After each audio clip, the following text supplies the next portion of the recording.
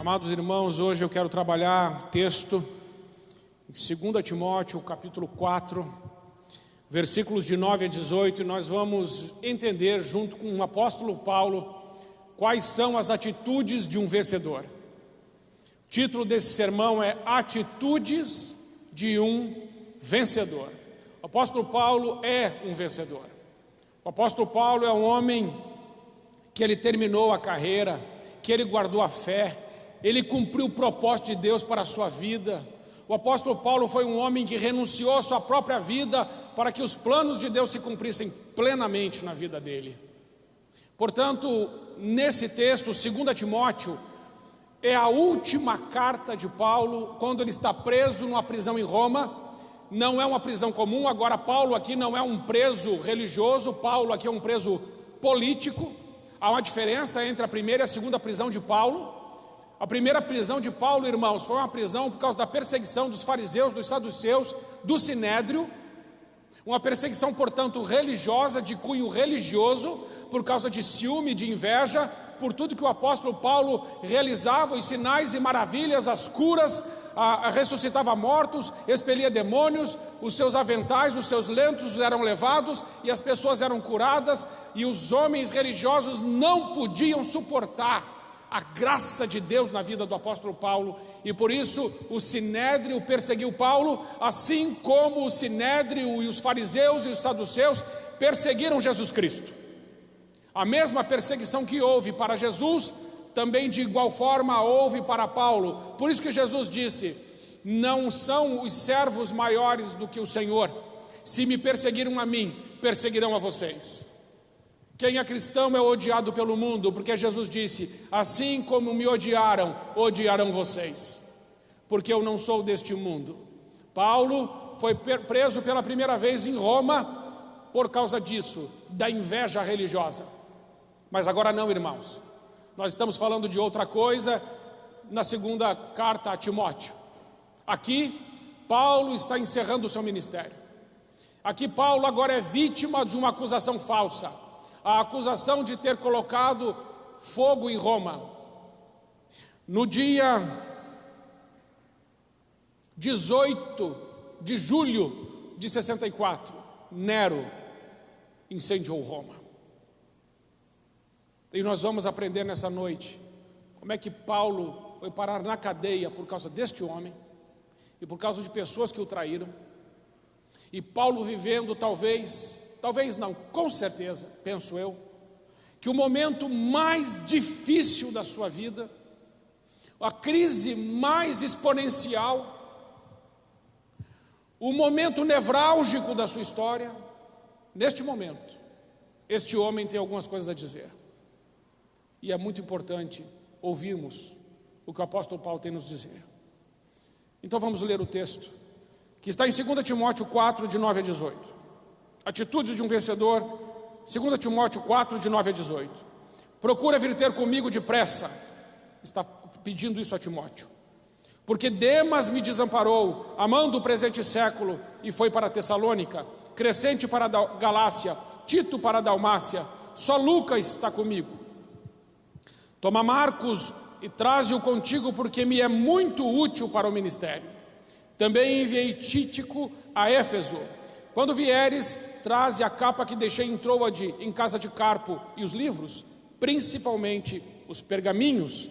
Alexandre o latueiro causou-me muitos males, o Senhor lhe pague segundo as suas obras. Tu, guarda-te também dele, porque resistiu muito às nossas palavras. Ninguém me assistiu na minha primeira defesa, antes todos me desampararam, que isso não lhe seja imputado. Mas o Senhor assistiu-me e fortaleceu-me, para que por mim fosse cumprida a pregação, e todos os gentios a ouvissem, e fiquei livre da boca do leão. E o Senhor me livrará de toda a má obra, e guardar-me-á para o seu reino celestial, a quem seja a glória para todo sempre. Amém. Paulo foi o maior pregador da história. Paulo foi o maior líder do cristianismo. Paulo foi o bandeirante do cristianismo e o maior plantador de igrejas e o maior missionário que a igreja já viu. O apóstolo Paulo foi um homem cheio do Espírito Santo de Deus. Agora o apóstolo Paulo está preso. Por quê? Porque Nero, irmãos, aquele homem louco, aquele homem que estava com certeza sendo usado por Satanás, ele se veste de ator, ele sobe no alto do seu palácio e ele vê Roma sendo lambida pelas chamas e se diverte com isso. A cidade de Roma tinha nesta época mais de 1 milhão de habitantes, portanto era a maior cidade do mundo na época. E na maior cidade do mundo, este homem, Nero, incendeia Roma, segundo os historiadores, ele incendeia Roma. Roma tinha 14 bairros, 10 bairros de Roma pegam fogo completamente, 70% da cidade é queimada, somente 4 bairros de Roma não são incendiados, e justamente a maior intensidade de cristãos e judeus estavam nos 4 bairros que não foram incendiados naquele incêndio de Nero. Portanto, é o álibi perfeito, é a desculpa perfeita, é o bode expiatório, aonde Nero diz assim: quem incendiou foi os cristãos, e ali começa uma perseguição terrível aos cristãos, e é nessa época que Nero vai levar os cristãos a serem queimados vivos. Por que os cristãos são queimados vivos? Porque agora eles estão se vingando do incêndio. Só que não foram os cristãos que incendiaram Roma, foi Nero. Mas agora Nero tem um álibi perfeito, e a perseguição aos cristãos começa de forma mais fervorosa. E não satisfeito, agora Nero vai atrás do maior líder do cristianismo, o apóstolo Paulo. E Paulo é preso subitamente, e ele é levado a uma prisão. Só que agora Paulo, ele não está sendo preso por causa da fé, ele está sendo preso numa atitude política, ele não está sendo preso por pregar o evangelho, ele está sendo preso desmoralizado, caluniado, humilhado, injustiçado, injustamente por Nero, como um preso, porque um bandido, um homem que colocou fogo em Roma. Diante desse cenário, nós vemos o apóstolo Paulo enfrentar talvez uma das maiores crises, porque o apóstolo Paulo não vai para uma prisão como foi a primeira prisão. Na primeira prisão ele estava numa casa, ele evangelizou a guarda pretoriana, ele evangelizou pessoas importantes em Roma, ele teve contato com os irmãos. Nesta segunda prisão não é como aquela. Esta é uma prisão fria, úmida, insalubre, aonde os homens ou saíam mortos ou saíam leprosos. É neste lugar que o apóstolo Paulo está, quando escreve esta carta, prestes a morrer. E diante de uma situação como essa, ele tem algumas coisas a dizer, mas ainda para que você entenda o contexto, o apóstolo Paulo diz, em 2 Timóteo, que abrimos, só que no capítulo 1 e no versículo 15 está escrito assim, ele diz para Timóteo: você sabe que todos os da província da Ásia me abandonaram, inclusive Fígelo e Hermógenes. Paulo está dizendo assim: olha, além de eu estar preso injustamente, caluniado, difamado, humilhado como um bandido, todos, não é alguns irmãos, todos os da província da Ásia me abandonaram. Até esses dois, que com certeza esses dois eram homens que estavam muito próximos a ele, mesmo os seus mais próximos deixaram ele. Como você se sentiria se você fosse preso injustamente, caluniado, humilhado, difamado, jogado na pior prisão da época, e ainda você fosse desamparado por todos os seus amigos, até pelos mais chegados? Mas 2 Timóteo 4,16, ele também vai dizer: na minha primeira defesa ninguém apareceu para me apoiar, todos me abandonaram. Você sabe que Paulo não era um cidadão comum, Paulo era um cidadão romano, e como cidadão romano ele tinha direito a julgamento, portanto Paulo tinha direito à defesa. E quando Paulo vai se defender, ele esperava com certeza que muitos dos seus amigos, seus colaboradores, seus apoiadores, seus irmãos na fé, essas pessoas que caminharam com ele, a expectativa dele quando estava naquela cadeia é que quando ele saísse de lá para ser julgado, com certeza vários irmãos estariam lá reunidos para apoiá-lo na sua defesa. Mas o que está escrito No versículo 16 do capítulo 4, na minha primeira defesa, ninguém apareceu para me apoiar, todos me abandonaram. E conclui, que isso não lhe seja cobrado. Você está entendendo onde é que Paulo está? Você está começando a entender o que ele está passando? 2 Timóteo 4,6, Paulo já dá o veredito, ele já sabe onde isso vai acabar quando afirma, em 2 Timóteo 4,6, eu já estou sendo derramado como uma oferta de bebida, está próximo o tempo da minha partida, combati o bom combate, terminei a carreira, guardei a fé, agora me está reservada a coroa da justiça que o Senhor, o justo juiz, me dará naquele dia, e não somente a mim, mas a todos os que amam a sua vinda. Paulo já está dizendo, eu sei que eu vou morrer. E de fato, a cabeça de Paulo vai parar num cepo. Corpo para um lado, cabeça para o outro. Termina a vida do apóstolo Paulo. Mas Paulo afirma, a minha cabeça no céu terá uma coroa. A coroa que Jesus separou para mim está guardada. Paulo nunca perdeu a sua fé e a sua esperança. Por isso eu não sei o que você está vivendo, nem o que você está passando. Mas você vai aprender nessa noite, diante desse quadro, 6 atitudes de um homem que venceu. 6 atitudes de um homem que está no corredor da morte, na antessala do martírio. Paulo agora está a um passo de ter a sua cabeça cortada. E ainda assim, ele tem muita coisa para nos ensinar. E a primeira delas está em 2 Timóteo 4,9. Primeira atitude, não fique sozinho. 1 Timóteo 4,9. Procura vir comigo depressa. Paulo está falando a Timóteo, seu filho na fé. Paulo sabe que o diabo isola para matar. Paulo sabe o perigo de ficar sozinho. Não é bom estar só, sobretudo nos momentos de crise, quando estamos vivendo momentos desafiadores. Ficar só é um perigo, podemos desanimar, desistir. E Paulo entende a importância de ter um amigo. Então Paulo vai dizer, Timóteo, vem depressa. Amigo, irmãos, amigos verdadeiros são aqueles que chegam quando todos já foram embora. Amigo verdadeiro é aquele que não está com você talvez quando você esteja sorrindo, mas certamente estará com você quando você estiver chorando. Amigo de verdade é aquele que permanece com você no momento da crise. Amigo de verdade é aquele que não te abandona. Amigo de verdade é aquele que renuncia e recua para que você possa ter. Paulo tinha um amigo de verdade. E esse amigo de verdade na vida de Paulo se chama Timóteo. Timóteo, ele diz, meu verdadeiro filho na fé.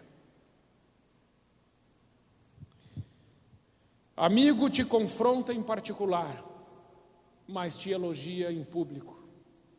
Na hora da crise, precisamos de amigos. Não é só Paulo que ensina isso, irmãos. Jesus Cristo ensina a mesma coisa em Mateus capítulo 26, versículo 36 em diante. Jesus diz assim, está escrito, então chegou Jesus com eles a um lugar chamado Getsêmani e disse a seus discípulos, assentai-vos aqui enquanto eu vou além orar. E levando consigo Pedro e os 2 filhos de Zebedeu, a saber, Tiago e João, começou a entristecer-se e a angustiar-se muito. Ele estava triste e ele estava angustiado. Então disse-lhes, a minha alma está cheia de tristeza até a morte, ficai aqui e velai comigo. Jesus está dizendo para os seus amigos, eu estou triste, eu estou angustiado, eu não estou bem, fiquem comigo, orem comigo, permaneçam comigo, eu preciso de vocês. Embora nem Pedro, nem Tiago e nem João tenham dado conta de permanecer com ele por causa do peso do que estava acontecendo naquela hora, Jesus os chamou da mesma forma. Na hora da crise, chame seus amigos. Na hora do vale e da dor, chame eles. Valorize seus amigos. Ore por eles. E se puder, mande uma mensagem. E diga: olha, como é bom ser seu amigo. Obrigado pela sua amizade. Obrigado porque você esteve presente nas horas mais difíceis da minha vida. Não me julgou, não me condenou, não me abandonou, mas esteve ao meu lado. Fica a minha gratidão. Primeira atitude que aprendemos com o homem que está no corredor da morte: procure seus amigos. Segunda atitude que aprendemos com o apóstolo Paulo é aprender com o passado. 2 Timóteo 4,10, o versículo seguinte: porque Demas me desamparou, amando o presente século, foi para Tessalônica, Crescente para a Galácia, Tito para a Dalmácia. Todos eles abandonaram, mas esse Demas foi uma decepção na vida de Paulo. Esse Demas foi pior do que os outros, porque Demas é citado somente 3 vezes no Novo Testamento, a saber, em Gálatas 4,14, Filemão 24 e 2 Timóteo 4,10. Na primeira vez, Paulo cita Demas como sendo seu cooperador. Na segunda vez, Paulo cita ele somente por Demas. Na terceira vez, ele cita Demas como um desertor, alguém que o abandonou. Paulo poderia estar amargurado por causa deste homem, mas Paulo aprende a perdoar quem lhe ofende, a fazer o bem a quem lhe faz mal, a orar por quem lhe persegue. Não permita que pessoas que te frustraram, que te abandonaram, que te caluniaram, que desistiram de você, porque Demas se apartou de Paulo e não foi só um apartamento geográfico, mas foi espiritual. Demas andava com Paulo, mas quando viu que a coisa ficou preta, ele deu fora. Quando ele viu que andar com Paulo não dava mais ibope, mas andar com Paulo poderia ser preso, açoitado, julgado e até morto por andar com o apóstolo Paulo e por ser chamado de discípulo de Paulo, então é melhor abandoná-lo logo, porque Paulo não é uma boa companhia, não me dá ibope, não me dá privilégio, eu não ganho nada com essa amizade, portanto eu estou saindo fora. Foi isso que Demas fez. Ele caiu fora quando percebeu que a amizade com Paulo não ia dar ibope nenhum para ele. Existem pessoas que poderão se aproximar de você porque querem aproveitar alguma coisa que você tem a oferecer. A partir do momento que você não tenha mais nada para oferecer, elas somem do mesmo jeito que vieram. E ainda podem te prejudicar. Ainda que isso aconteça, perdoe. Não leve junto com você a amargura, nem a raiva, nem a dor, nem a humilhação, nem a calúnia. Deixe na cruz.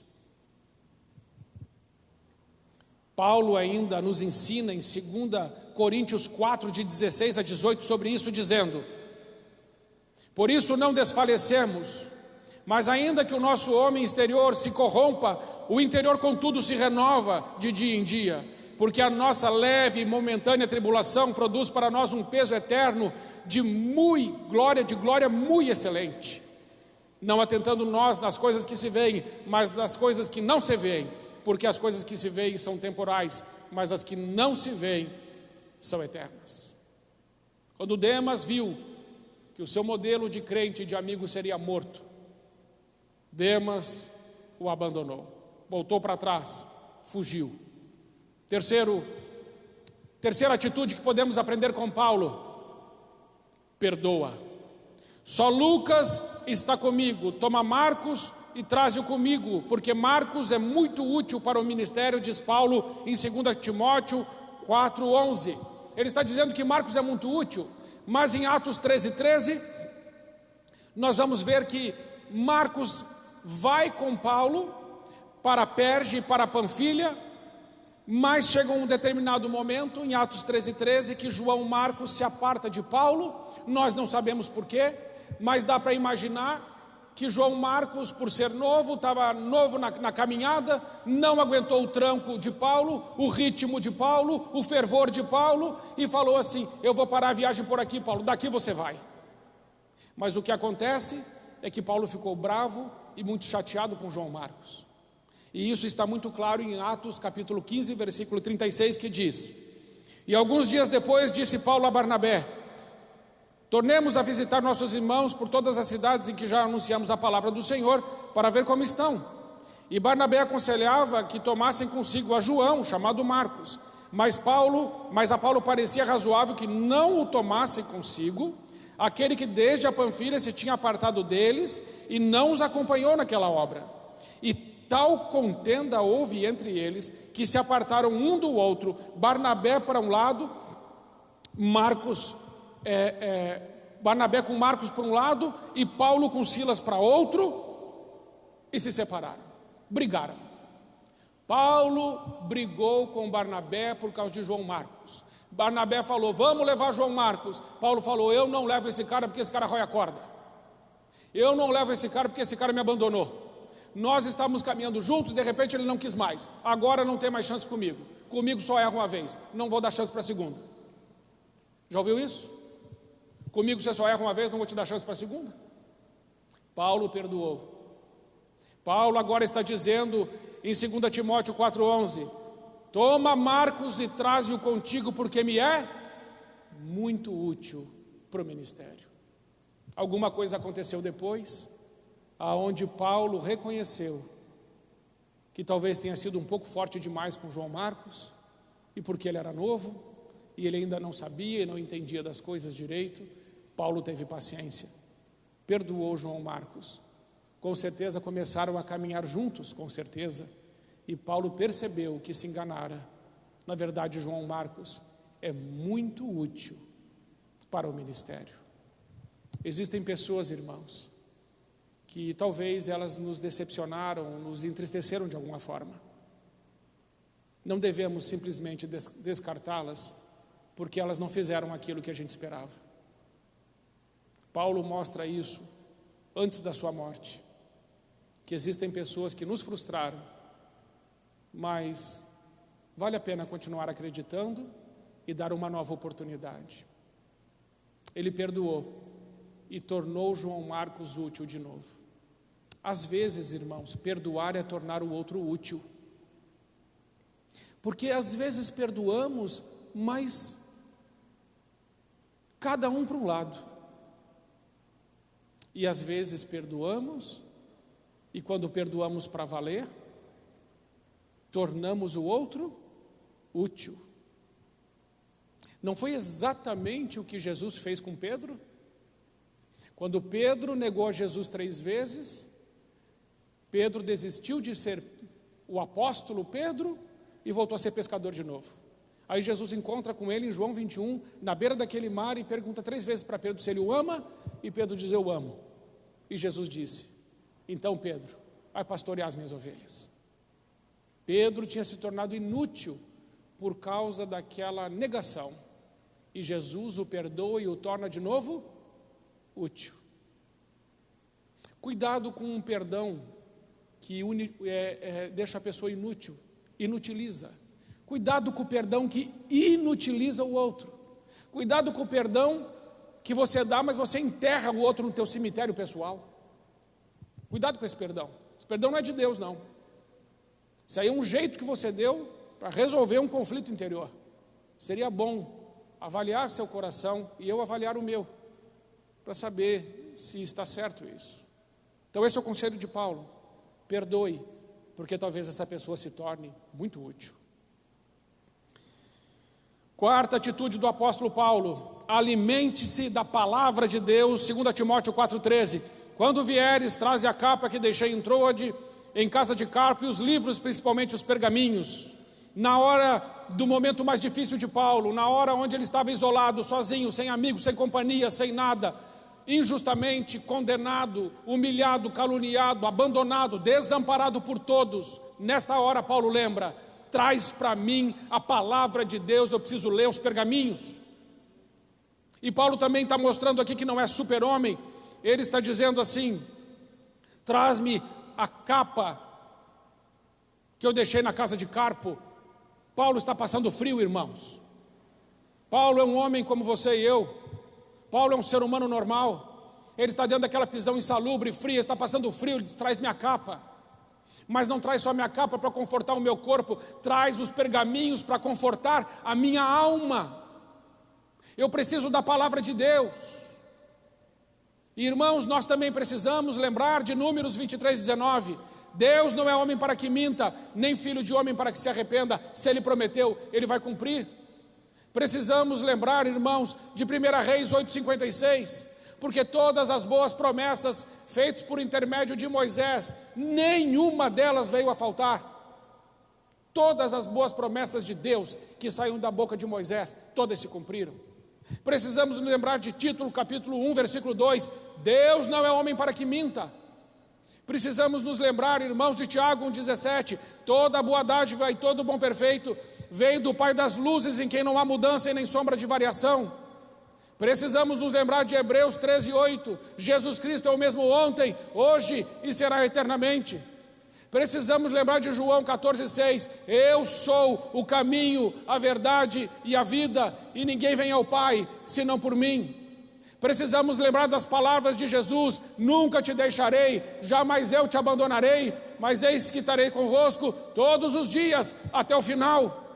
Precisamos lembrar da palavra de Deus que diz, eu sou tua rocha, eu sou teu escudo, eu sou tua força, eu sou tua torre forte, eu sou o teu esconderijo, eu sou o teu Deus, o teu pastor, eu te amo, eu estou com você, nós estamos juntos, comigo você é mais que vencedor, na hora da dor, na hora da crise, na hora da prisão, na hora da calúnia, da difamação, aonde você está desamparado, sozinho, caluniado e humilhado. Esquece o teu coração e confia na palavra.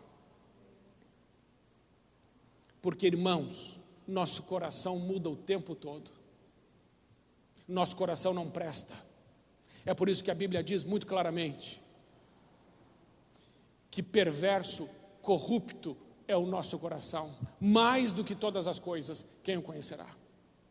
De tudo que se deve guardar, guarda o teu coração, porque neles estão as saídas e as fontes da vida. Mas Jesus também diz que é do coração do homem que vem o adultério, a blasfêmia, o homicídio, o falso testemunho. É do coração do homem que vem essas coisas. O nosso coração não presta. Paulo não confia no coração dele. Paulo confia na palavra de Deus. Traze-me os pergaminhos. Aprenda com Paulo na crise a alimentar-se, não de lixo e nem do seu coração. Alimente-se da santa palavra de Deus. Quinta atitude, ofereça a outra face. 2 Timóteo 4,14, Alexandre o latoeiro casou-me muitos males, o Senhor lhe pague segundo as suas obras. Alexandre delatou Paulo, Alexandre apunhalou Paulo pelas costas, Alexandre o latoeiro deu uma rasteira em Paulo. Tem gente que celebra quando você cai, mas fica triste quando você é honrado. Lá dentro, essa pessoa fala, ele me paga. Mas você não fala nada, você não faz nada. Mas aguarda a hora da vingança. Pessoas que buscam o seu mal, o que fazer com elas? Perdoar não é natural. Mas ele é maior, o perdão é maior que a mágoa. Jesus ensina, Pai, perdoa-lhes, eles não sabem o que fazem. Paulo ensina, não vos vingueis a vós mesmos, amados, mas dai lugar à ira, porque está escrito, minha é a vingança, eu recompensarei, diz o Senhor. Existem pessoas que vão agir mal com você, de muita maldade, vão desejar o seu mal, e como cobras vão estar espreitando para te dar o bote. Gente que está torcendo para que você vá mal, gente invejosa, filhos de Satanás, filhos de Belial, como diz a Bíblia, gente perversa, gente maldosa. Elas existem sim, mas ainda que façam alguma coisa contra você, não lhes desejem o mal, não lhes façam o mal, mas retribuam o mal com o bem. Ore por aquele que te amaldiçoa. Faça o bem àquele que te faz mal. Se você não fizer isso, o Espírito Santo não está em você. Mas se você fizer isso, você pode ser chamado de filho e de filha de Deus. Não siga seus impulsos carnais na hora da calúnia e da difamação. Deixa que Deus resolve. Escute isso. Deixa que Deus resolve. Ele resolve. Ele é poderoso. Mas Ele resolve do jeito dEle, no tempo dEle, da forma dEle. Quando Ele quiser, com quem Ele quiser e se Ele quiser. Última atitude que aprendemos com o apóstolo Paulo. Sexta atitude. Dependa de Deus. A Bíblia diz, maldito é o homem que confia no homem. Então deixa eu te dizer uma coisa bem séria. Não confie em pessoas. As pessoas mudam. Corações mudam. Opiniões mudam. Conceitos mudam. Não coloque sua confiança no braço da carne. Coloque sua confiança somente em Deus, o teu Senhor. Ele não muda. Ele é o mesmo. E Ele te conhece. Veja bem. 2 Timóteo 4, 16 e 17. Ninguém me assistiu na minha primeira defesa, antes todos me desampararam. Que isto não lhe seja imputado. Mas o Senhor assistiu-me e fortaleceu-me, para que por mim fosse cumprida a pregação, e todos os gentios a ouvissem, e fiquei livre da boca do leão. Versículo 18. E o Senhor me livrará de toda má obra, e guardar-me-á para o seu reino celestial, a quem seja a glória para todo sempre. Amém. Todos abandonaram Paulo. Aí Paulo diz assim, todos me abandonaram, todos me desampararam, todos fugiram. Mas o Senhor me assistiu, e o Senhor me fortaleceu, e o Senhor me guarda, o Senhor me ama, o Senhor me honra, o Senhor me sustenta, o Senhor me levanta, e Ele está dizendo, bendito seja o nome do Senhor, porque Ele ficou junto comigo. Eu quero te dizer isso nessa noite. Aprenda com Paulo isso. Muitas pessoas fugirão e te desampararão na tua caminhada. Não importa. Ele, o Senhor, nunca fará isso. Nunca fará isso. Ele sempre, sempre, sempre estará com você. Amém? Essas são as 6 atitudes de um vencedor. Recapitulando. Primeira atitude, não fique sozinho. Segunda atitude, aprenda com o passado. Terceira atitude, perdoe. Quarta atitude, alimente-se com a palavra de Deus. Quinta atitude, ofereça a outra face a quem te traiu.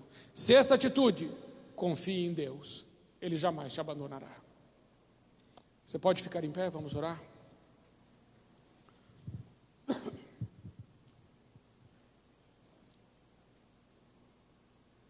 Pai querido, eu quero agradecer ao Senhor pelo ensino do apóstolo Paulo em nossas vidas nessa noite. Queremos reconhecer, Pai, que o teu filho Paulo foi grande homem de Deus. E assim como ele foi um grande homem de Deus, queremos ouvir o conselho dele quando também disse, sede meus imitadores, como eu sou de Cristo. Senhor, nos ajude a imitar as atitudes de um vencedor, a saber, o apóstolo Paulo. Porque sabemos que tudo o que ele fez porque o Senhor o guardou. Mas assim cremos que o Senhor também nos guarda. Sabemos que o Senhor está conosco todos os dias, e que apesar das lutas que temos sofrido, das perseguições, das calúnias, das difamações, de tudo o que acontece conosco, filhos de Deus, a despeito de tudo isso, aqui está o Senhor. Louvado seja o teu nome, Senhor. Porque afinal de contas, não nos interessa a coroa que o mundo quer dar. Nos interessa receber a coroa da justiça, a qual o Senhor já separou para todos os que amam a sua vinda. Nós amamos a sua vinda. E por isso hoje também vamos celebrar a ceia, que um dia irá acabar. exatamente na sua vinda. Quando o Senhor voltar, não precisaremos mais fazer isso. Mas enquanto o Senhor ainda não vem, nós ansiamos desesperadamente a sua volta. Porque queremos, Senhor, ao final de tudo, estar contigo e viver no lugar que o Senhor preparou para nós. Pai, muito obrigado pela tua santa palavra que nos edifica, que nos fortalece, que nos encoraja e que nos ajuda a crescer e amadurecer, até que alcancemos a estatura do varão perfeito, a saber, Jesus Cristo, nosso Senhor. Pai, eu abençoo cada irmão e cada irmã que está aqui. Também abençoo suas famílias, suas casas, e peço ao Senhor que a tua presença esteja com eles e que eles possam perceber isso, porque o Senhor sempre está, mas que possam percebê-la na casa, no trabalho, no casamento, com os filhos, onde for, que a tua presença seja manifesta, poderosa, no meio de todos nós. É a nossa oração, agradecidos, em nome de Jesus. Amém.